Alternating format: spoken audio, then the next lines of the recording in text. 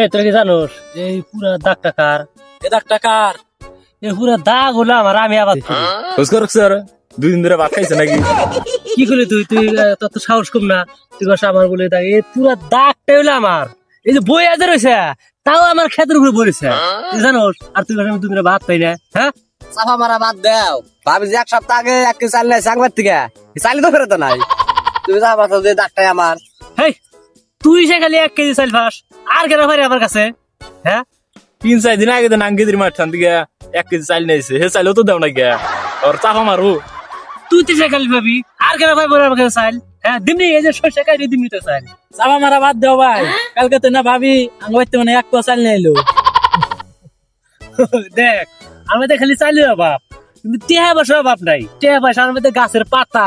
এত যদি টিয়া থাকে এই চাল আর আওলাদ করতা না, তুমি টিয়াটা চাল কি নাই খাইতে।